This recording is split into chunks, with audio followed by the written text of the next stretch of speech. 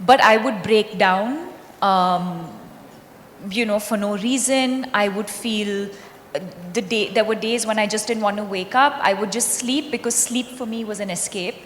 I was suicidal at times. If we just go back, and you do so much excellent work with this, I think, like you're saying, if it can impact even one life, of course, when you spoke about it publicly, before that you had to speak about it privately because we all acknowledge it, and you reach out to somebody, a friend, whoever, to talk about it.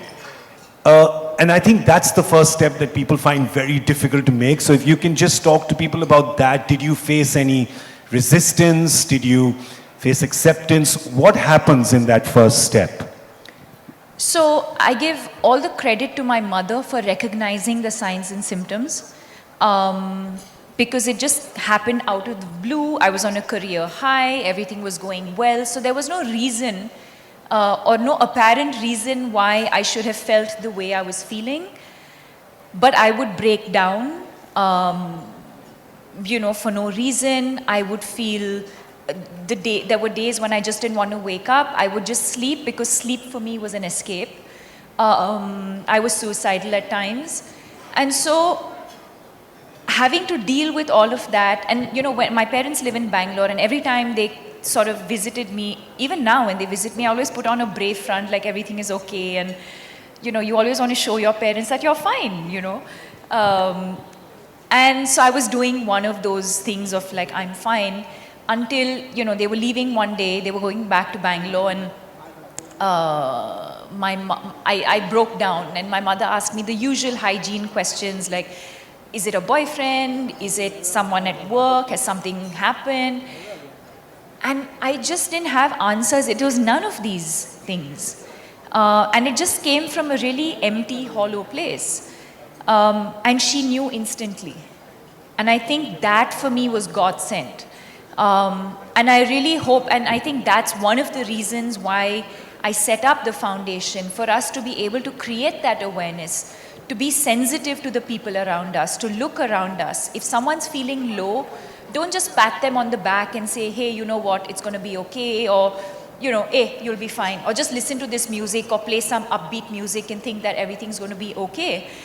If you feel, and this is for everyone in this room, if you feel for a prolonged period of time, which is more than 3 weeks, if you feel a feeling of low or sadness, it is recommended that you see a psychiatrist or at least see a counselor.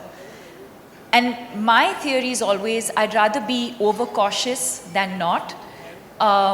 It's the same way when you have, a stomach bug, or, you go and see a general practitioner. You can also go and see a general practitioner. That's one of the things that we do. We're capacity building for our country because we do not have enough mental health professionals to serve the 1.3, 1.4 billion people. So one of the things that we do is capacity building by educating general practitioners.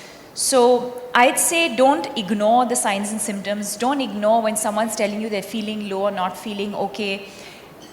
Don't sort of brush it off by saying it's just a one-off.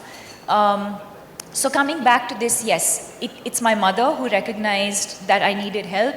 I spoke to a counselor who I knew.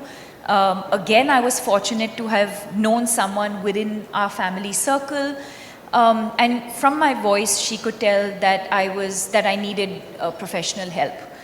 And then the journey went on. I was put on to a psychiatrist, medication. That sort of went back and forth for many months. I was resistant to that because there was so much stigma attached, A, to mental illness, B, to, you always have these sort of ideas that you don't want to take medication to do with the mind and with the brain, and you're going to lose control. And so that went on for a couple of months until I finally started taking medication and I started feeling better and so on. So yes, it was the immediate people around me knew, but at that point I wasn't ready to tell very many people. It's after I recovered, after many, many months, when I was sitting back and just thinking about this experience that I'd been through, that I felt like I wanted to share my journey with the world.